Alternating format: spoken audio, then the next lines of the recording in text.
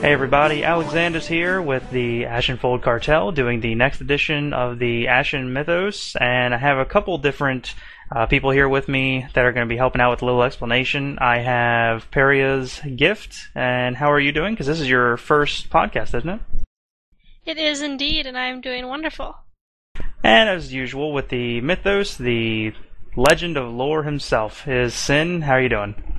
I am fantastic. Let's finally get this legality thing laid to rest, I hope. Yeah, no, definitely. And this was something that we were talking about right before the podcast, so I think I have nailed down what is going to be the easiest description of it, because we are still getting people questioning, how can you be good and bad, yada yada, trying to explain, just exactly what it is. Here is the basic bottom line, as bare bones as I can make it. The Ashenfold Cartel as a whole is essentially a government without a land to govern. Because the reason that I say that, and I'll just dig just a little deeper for it, but that's bare bones description. We are a government that has no land to govern.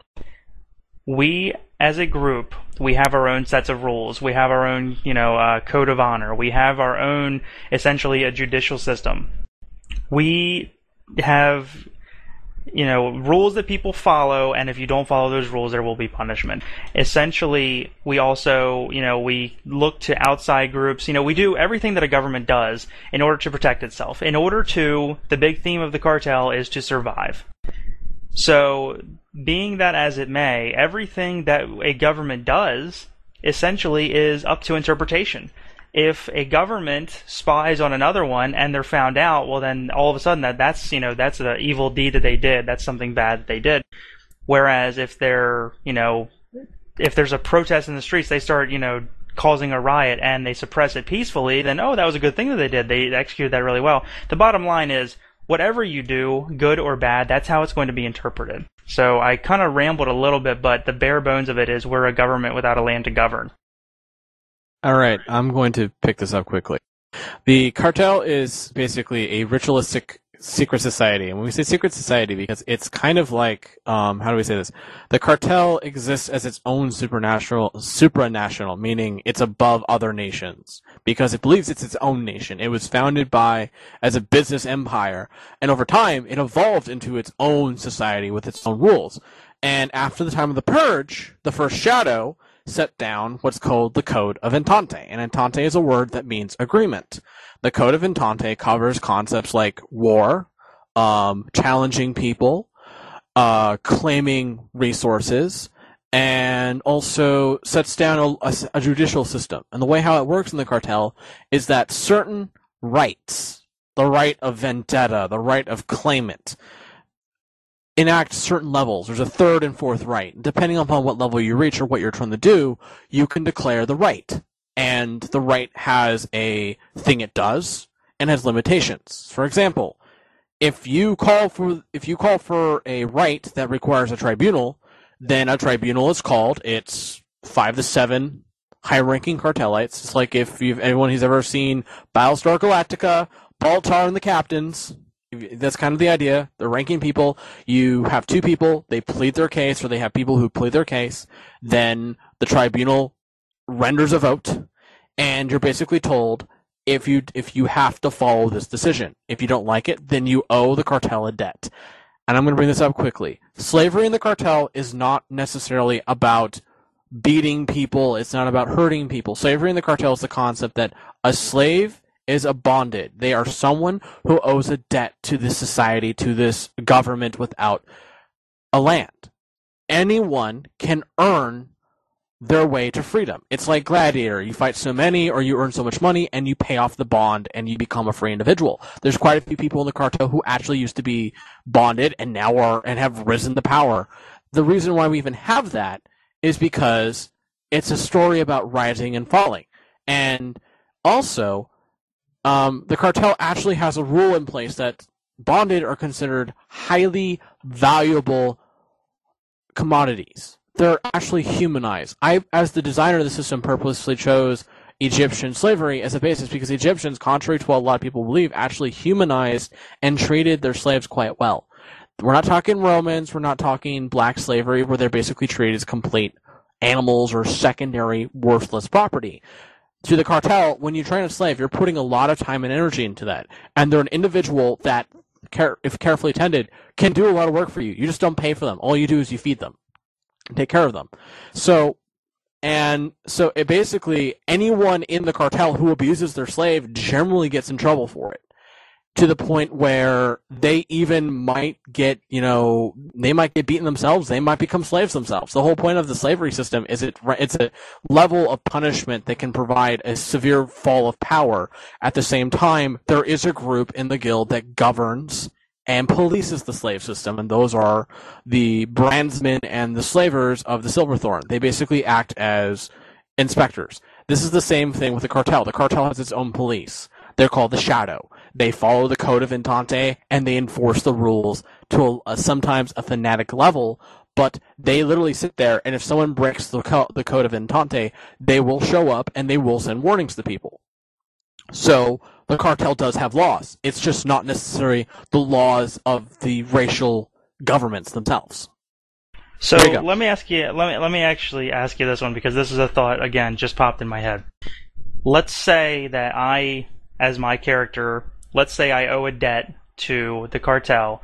You're telling me then that, I owe that debt, so basically I become a bonded and I'm going to be doing work for them until I work off of my debt. Is that right?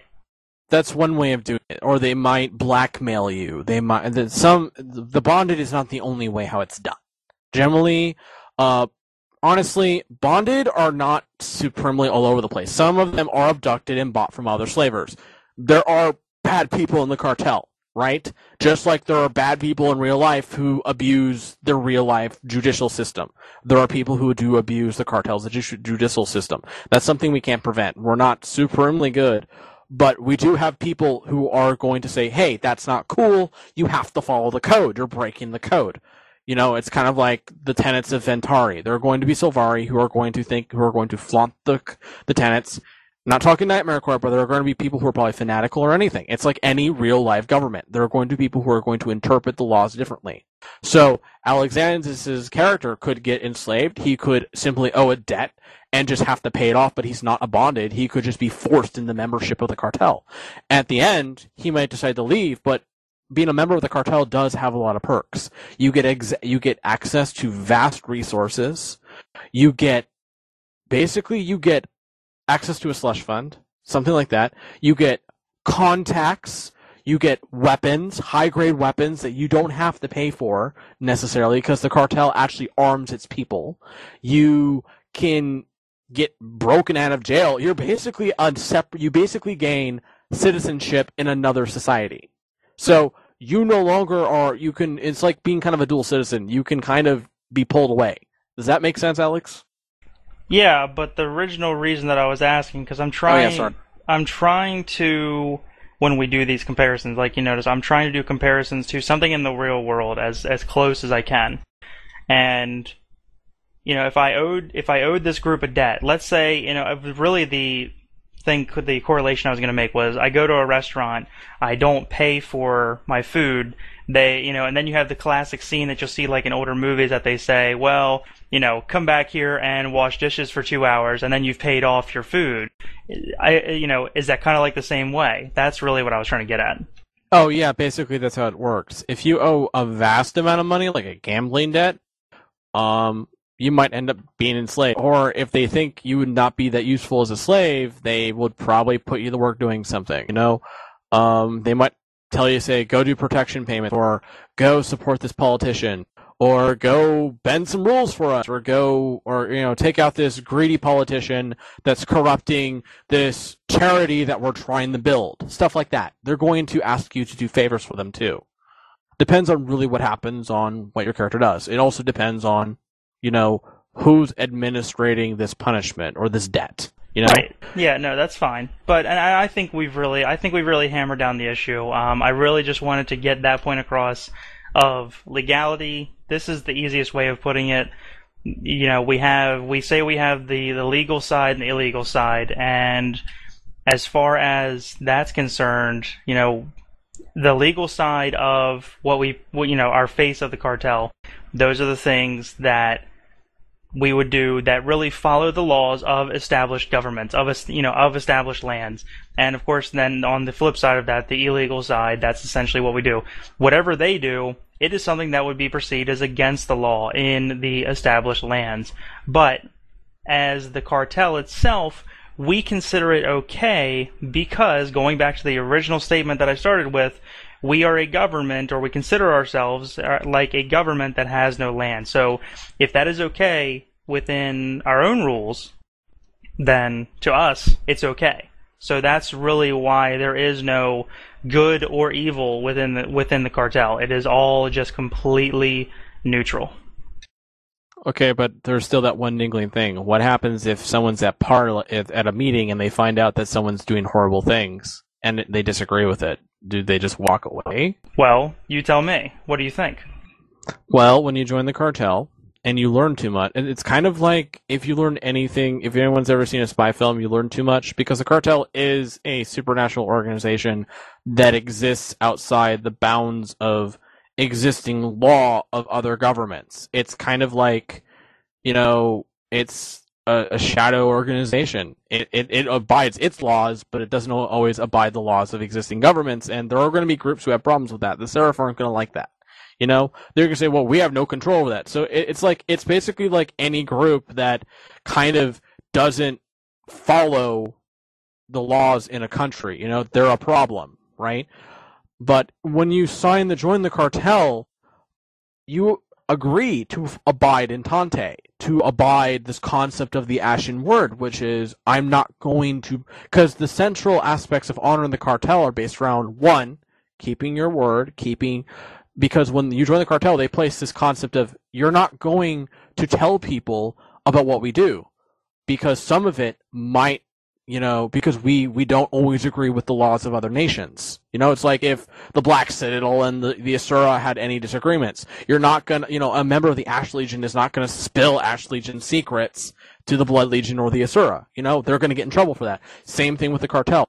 If you break the rules of Entente, the rules of the Ashen Word, then there's going to be a punishment. You might not, I don't think you really can turn your back on that. If you decide, if you don't want your character to really go down that path, to do the whole path of, well, I've run into the evil person. Well, one, the evil side and the good, an evil person, if they're running around blabbing it out, is a kind of someone who's probably going to be in trouble in general, because they're breaking the Ashen Word by just blabbing out the fact that I killed someone to someone else, because the cartel has the whole concept of don't, talk to people about shit you do.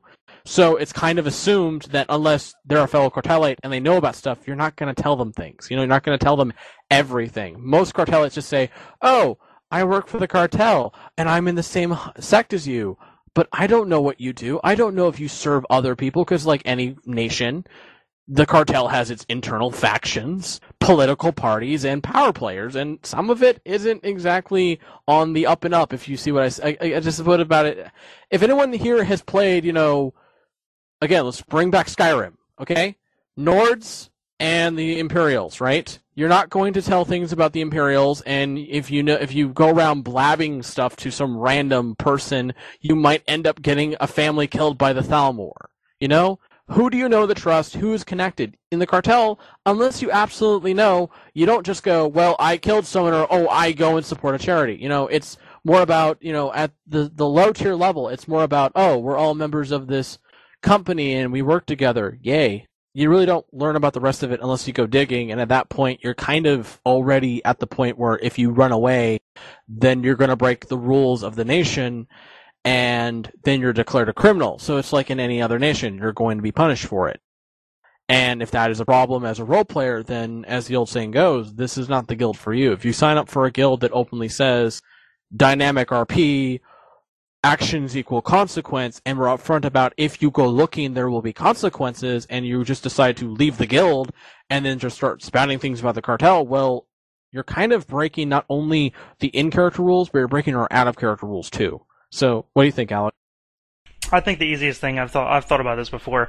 The easiest thing, if you have any sort of group and then there's someone that's in there with your group, whatever it is, could be a business, could be not, like, anything. And then all of a sudden they leave and they start saying stuff that normally you don't tell people. What's to stop you from saying, yeah, we kicked that person out because they're completely nuts and, they're paranoid. You can just completely, in my opinion, RP that out. Pretty much. And then if people want to do anything about that, I think that's kind of a form of metagaming, There's a certain limit to, stuff that's kind of going beyond the realism of what would happen. But I agree, it's mostly, I would say, just their stuff is yak shit. It's like, oh, they're crazy, they took drugs. We caught them taking dragon pills behind the steering wheel of the cart. Haha. I don't know where the hell that came. Okay, we can easily move on from that. Yeah, let's move on. Let's start talking a little bit more about the sects again, and extra and secondary faction. Actually, I'll pick it up from here. So I had someone today ask me about Noah. I'll just say, sorry for naming you, man. He asked me some questions, and that included about sect leadership, and also Waku on our YouTube asked us about the secondary leaders and stuff like that. So the cartel, again, is broken down between what you can call the core factions, or the 5 sects, right? And then you have the secondary groups, which are the 5 families, and then another group we call the Najarim, or the Order of Dragons. So the core guys are the main aspect of plot, right? So leadership in that is all player-based. It's all based upon players. Like, for example, we're doing a storyline right now, and I create a thread, and all I said to the players was, to the players of the characters was, go choose the new Master of Lore. And what happened is, and the officers and I didn't expect this, is they split down. The characters in-characterly split down on an ideological boundary. They formed basically political parties on the spot, and were arguing over on how to solve a situation. That's how it's going to happen in game. That's kind of what it works in game. It's not that hard. Basically, what will happen is disagreements will form, and if one group has more votes or more power, then it's the group who's going to control everything, and the other groups can undermine that by removing people or playing around with them. But everything in the cartel, as an IC entity, is player-driven and player-controlled. All the officers and I do is basically introduce. We toss a monkey wrench into the machine once in a while, just to make things a little more interesting. Like, for example, and I'm going to push Peria out here, is Peria, why don't you tell them about what happened to Night of the Falling Axe Part 2 when you guys decided to capture some random enemy, and what I did to you guys. Oh, the foyer? Yes, you might want to describe quickly what a foyer is. Oh, it's an entryway. It was one of the entryways into the domain of the lore, the main lore headquarters. And what had happened was a woman, speaking of, and she was, a woman who associated herself with an entity called the Fool, which is one of the main antagonists in the storyline. Actually, the main antagonist in the storyline. The lore had encountered her, and they decided to capture her and bring her back to their domain to question her. And in kind of a blind panic to get out of the building because they are being rushed by some of the people guarding this woman, one of my characters, Glitra, Norn, was tasked with carrying her back to the lore. And that's what happened until Glitra got to the foyer, was about to enter the headquarters. The woman actually exploded, and there was lots of damage to the foyer and to Glitra as well, and all the information was lost. So, I had no plans of actually doing that. I just read what they did, and I was like, how can I make this more interesting? They did, and then what I did is I read through what they did. I'm like, and then my simple logic was, you're taking an enemy and you're not checking them for weapons. That's captive taking 101. You check them for anything for weapons. And so I'm like, okay, consequence, boom. That's all I did. I just blew something up. I did the same to another group. Basically what we do in the cartel is when the story starts getting a little lagging, we toss in a monkey wrench. We toss in some element. We kind of just present them with some random problem. We go, solve it. and we say, do what you want. And that's the same of how it works with the leadership.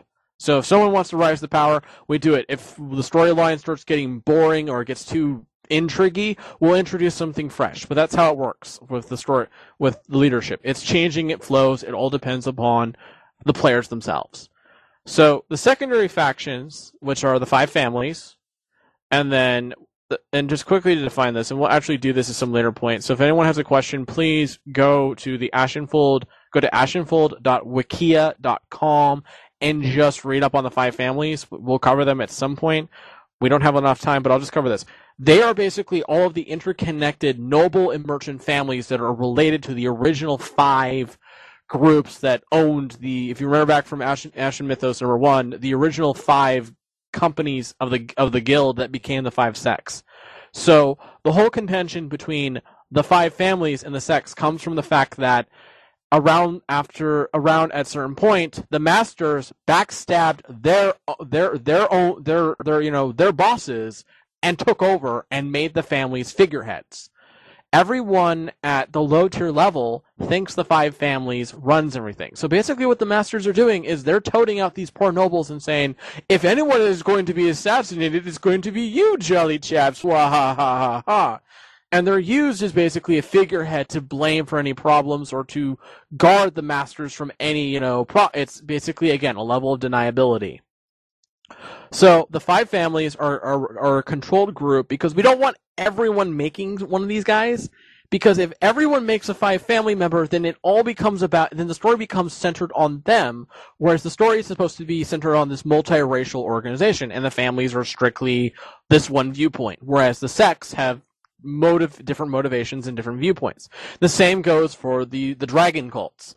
They have one goal, to destroy the cartel. And if everyone makes a dragon cult person, then it all becomes about destroying the cartel. It becomes horribly one-sided. So that's why these secondary factions have limited membership. And again, we'll get more into them in the future. And the leadership of them is more determined by, it's a little bit more planned because, again, we don't want them becoming the main core of the plot because then it becomes all about whoever plays a 5 families character, and that's unfair to everybody else. So, all right. So should we jump into the sect description? Because I'm rambling a bit here about sects in general. Yeah, sure, definitely. I mean, I know we said we wanted to talk about one specific sect, and we were going to try to do like one per AshenMythos. So let's go ahead. We were going to talk about actually the coin this time, correct? Yes, the coin. All right, I shall begin. The coin descends from the group known simply as the Acart Venture. Their primary color is purple. They utterly love it. They are split into 3 allegiances. The Oxhorn Lodge, which is a very legal abiding group. They're the ones who basically are all the... Basically, if you want to have a character that is a merchant, is just someone who works in a cartel, a cartel business, right? Or sells things as a businessman, or is just a craftsperson, basically any lawful abiding merchanty person is a member of the Oxhorn, right? Then you have the Rat's Den. The Rat's Den is a lot like the Thieves Guild from Skyrim, They're split between 2 character types. Basically, robbers or thieves, right? You're more, thieves guildy people, and then thugs. So if anyone has played Thieves Guild and you remember if you ever had to do those quests where you had to go threaten people, that's a thug. Whereas if you stole from people, that's the robber. That's pretty much what the Rat's Den does. They're the muscle and they're the steely people of the cartel. Of the coin. Sorry. The final group is basically okay, this is where you get, if you want to talk about evil, this is where all the evil people go. Silverthorn.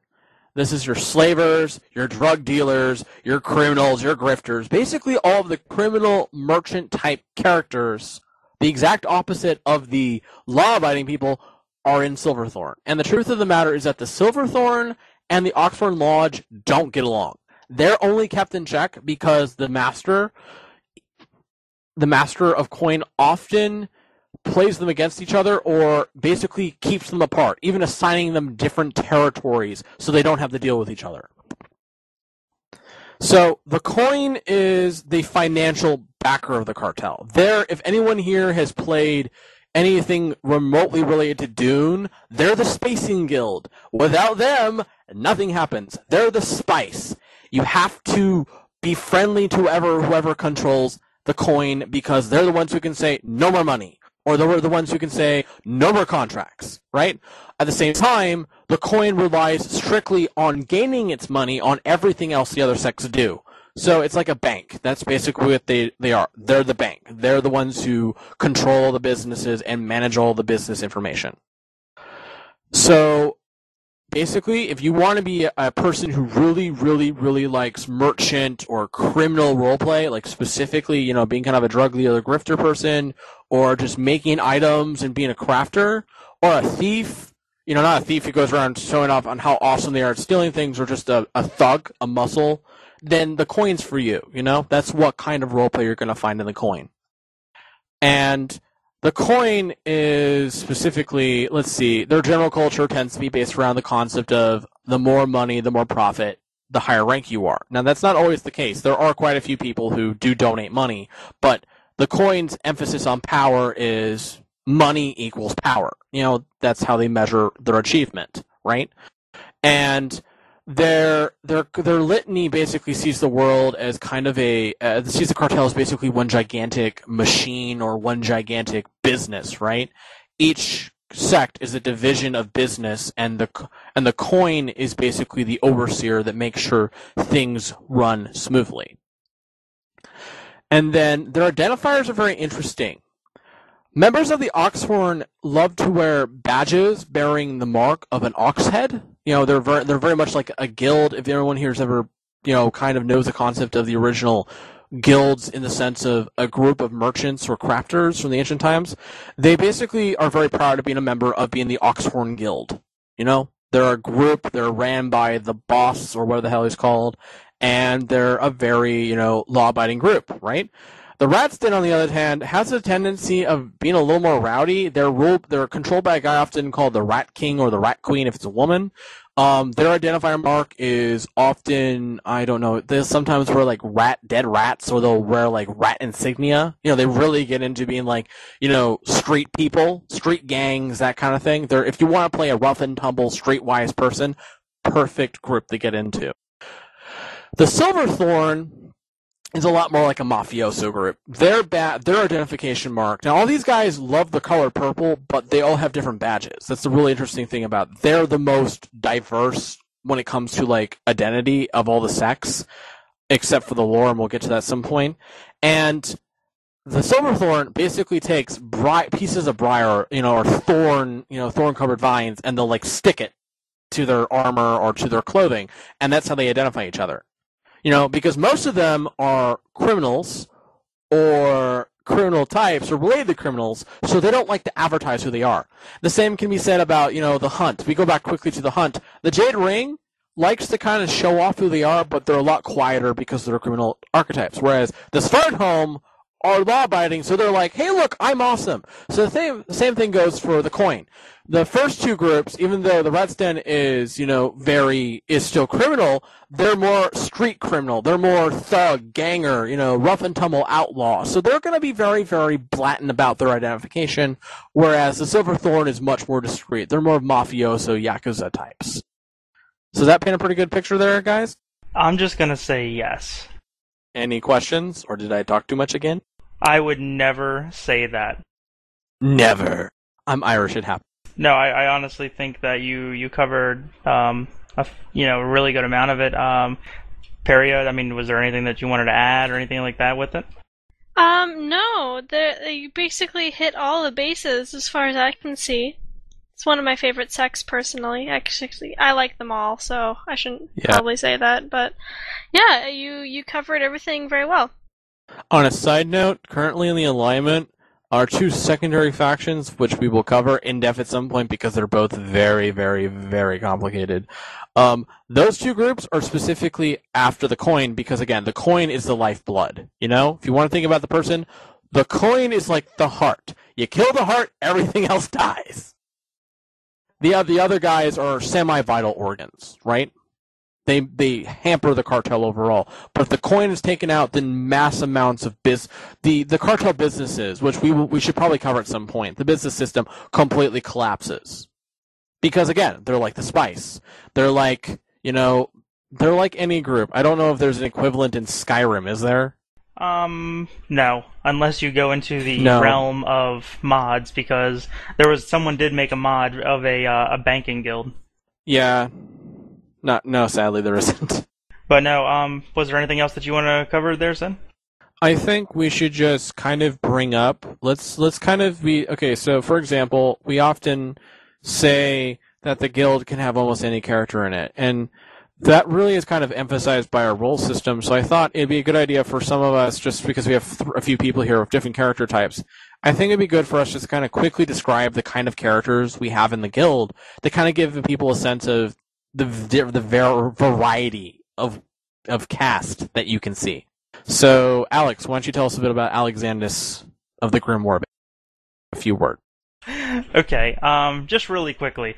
As far as my character, his name is Alexandus Grimfist. He is a Char warrior, and of course with the Grim Warband in the Blood Legion. Essentially, when the treaty was called between the humans and Char, he kind of saw, the threat that the dragons posed to all the races, and has this idea that if all the races band together, that's pretty much going to be the only way that they're going to be able to beat the dragons. So essentially, he is a progressive Char. He will stand other races long enough to, fulfill the greater goal of killing the dragons. So, to that aspect, he spoke with his legionnaire, and who also, who gave him permission to, find a way to basically do the whole grandiose, big hero in the movie type quest of unite everybody against this. He's basically, trying to be the shepherd, from Mass Effect, to unite all the races against the common foe. But essentially what happens is, and really there's a lot, I'll post his bio because it is, everyone can see it.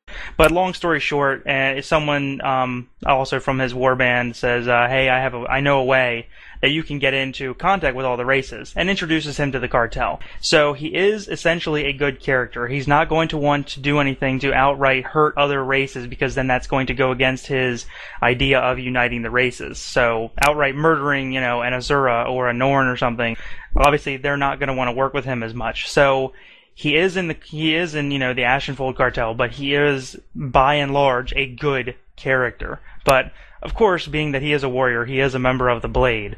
So, but no, that's really where I'm at with his story going into it. Basically, if I whip out the Y section of the initiation here, Alexandus is a good character, a lawful good character that joins the cartel under the pretense of helping others.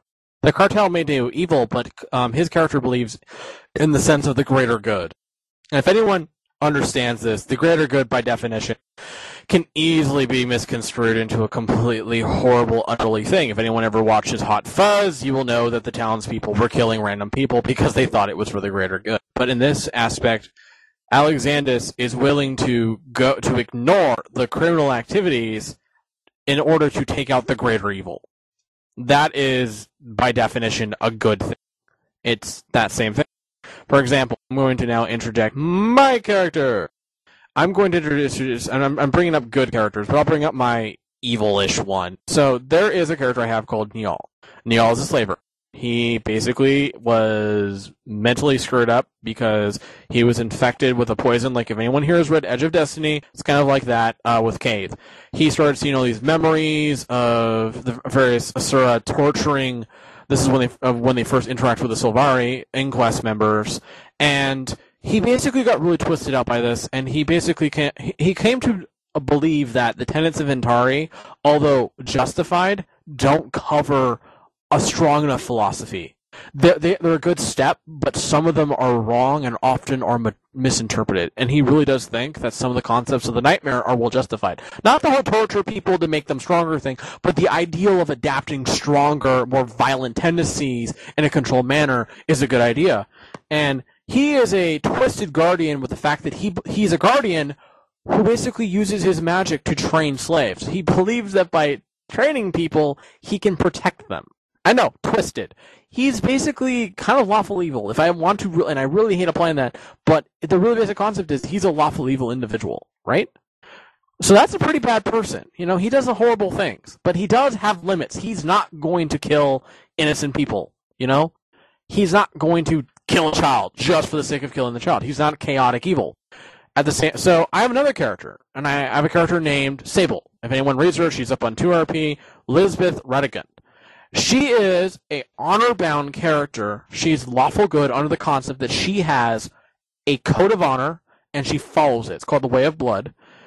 She's very based on the Spartacus character, on the concept that she will not kill people unless, one, she's defending her owner or defending herself. She will not kill innocents, and she will not, she'll not dishonor the dead. She has a code of honor. She's kind of like a paladin, but she can also be owned by an evil individual, so she may end up killing someone trying to kill an evil individual. So, according to her code of honor, she's following it to the letter. She is basically a character stuck between a rock and a hard place, because whoever owns this character gets to determine what kind of things she does. But she's stuck there. But she's a good character along the fact that she doesn't go out of her way to kill people. She doesn't go out of her way to cause harm or to hurt other people. That's her tenet.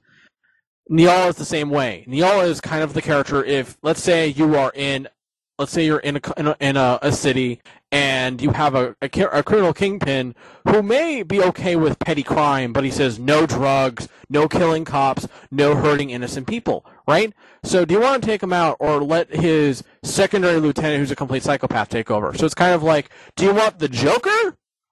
Or do you want the slightly more controlled person who actually has a set of morals?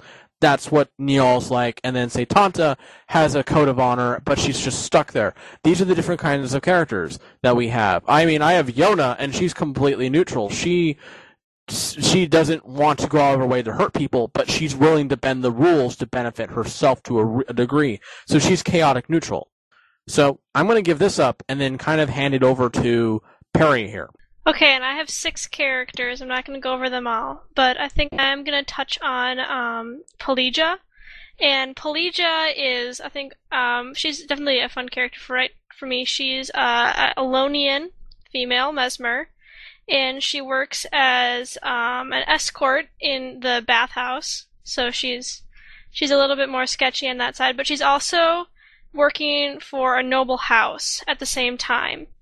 And she's grown up working for this noble house, and she's almost been conditioned to not have any real thoughts of her own. Everything that she does is for whoever she works for, and she's used to that. She finds her happiness in making whoever she works for happy. And when they reprimand her, it's very detrimental to her. And so when she's given her own agenda and her own time, she is at a loss of what to do with herself and often finds herself wandering back to whoever is not owns her because she's not a slave, but whoever she works for. And she, in many ways, she's a prisoner in her own mind, but she still has these kind of odd desires to want to control and manipulate people that she sees as beneath her. And not necessarily beneath her in status, but just beneath her when it comes to not necessarily cognitive ability. It's not like she sees them as unintelligent, but she uses her charm to get them to do whatever she wants to do. She finds almost this pleasure in doing so. And she joined the cartel because it's what her employers wanted her to do. That's her motivation. And so when she's, I'm not sure if I would classify her as lawful good, lawful evil, neutral good. I don't tend to think in such methods, but whatever is asked of her, she'll most likely do. I doubt she would go and kill a child, but if she was given a good enough reason to go and seriously harm somebody, even if that reason was false and she knew it, she would most likely do it if it was asked of her. And so that's essentially Pelagia in a nutshell. Well, the basic definition of lawful good is basically someone who has a code of honor, a set of morals that they follow. They have a definition of what is right and wrong. At some times, though, that definition can also be put aside, like the Alexandus character, to basically say, well, I'm going to take care of the greater evil before purging the lesser evil. A true a lawful evil character, again, have a code that they will abide. They will have morals. Now, they don't always follow that, but they will, for example, they might go out for power and stuff like that, but they're not they're going to be a little less, they're going to be okay with like hurting people, but they do believe in a sense of control. There needs to be order, right? The same with lawful order, the same with lawful neutral. The concept of lawful basically means they want order, they want a sense of control, right? Controlled good, controlled evil, controlled neutrality. Chaotic means less control. It can be, but the result of that is depending upon, if the control results in, a lack of moral, like, it basically means that if you're chaotic good, you have a sense of what's good and what's bad, but you're not necessarily going to follow the law to accomplish the good. I mean, look at Robin Hood. He's chaotic good. He broke the law against a government he honestly disliked, and any rebel character is basically chaotic good. Chaotic neutral is a character that will basically be more out for themselves. They're not really going to put much effort into finding what is good or not. Let's see. They don't really feel motivation or to gain need for power. They kind of just do things a little bit more on a whim, but they don't do it just to see the world burn, They kind of stay in the middle. Whereas, neutral evil is they will try to benefit themselves, but at the same time, they're not going to try to destabilize things, Whereas chaotic evil is basically the Joker. Go around, burn the fucking world down. Whereas lawful evil is, let's control everything. That's what Niall is. Lawful good is, let's control things, but let's have a defined good and evil. Lawful neutral is, they'll do kind of both, but they will still kind of want a sense of order. So that's basically how it works. And that's something that 4th edition kind of removed, but that's why there's 9 alignments, because it's really not that easy to define what is good and what is evil. That's why we often tell people, don't define the cartel as good or evil, because it's not that simple. We define things by motivation, by goals, and influences from other characters. And I think we're kind of getting a little long here, so we should probably slowly wrap this up. No, I agree completely, and I think we've covered a lot of good information on here, and I actually kind of think we should continue with this whole concept of talking to people about their characters, how they fit into different character archetypes, and things like that. So that's something to look for in the future. But Sin, anything to wrap up with? If you ever have trouble trying to fit your character into the cartel, think more about, this is the way how a lot of people come and ask me, how can my character fit into the cartel? Here's the simple answer. Actually, there is really no simple answer. I guess the simplest answer is, 1, what can the cartel do for your character? 2, what can you do for the cartel? The cartel needs a lot of people. If your character can provide some kind of, can make good weapons, that's fantastic. If your character has an in on the various noble houses, that's fantastic. If your character has respect in the vigil, and the cartel can use that when it comes to the problems with the dragons, they'll use that. It doesn't matter if you're good or evil. The cartel is looking for means to survive. It's a government without land. It wants to just survive these big, scary, Lovecraftian things. So it's going to look for as many tools as it can, many people as it can, to build this network of favors so it can call upon them when necessary, when different, situations abound. If the dragons become a problem, the cartel has to confront it. They're going to call the Crusaders out to go fight it. If they want to deal with a criminal problem, they're going to use their criminals. That's how it works. They are they're the group that basically is willing to go to places others aren't, because they're willing to say, we want to survive. But at the end of the day, they do have limits, they do have a code of honor, and they do have a trial. And they're not completely amoral. They do expect people to follow a list of rules. They do expect people to abide by judgment. And they do allow people to appeal. They do allow people to climb and fall. It's like any actual government. Okay. That was a longer wrap-up than I thought. Peria, did you have anything that you wanted to toss in before we get out of here? Nope. I think Sin closed up fairly well. And I agree. And again, as usual, I'm Alexandus with now PeriasGift and ShadowedSin with the Ashenfold Cartel, and we'll be talking to you next time.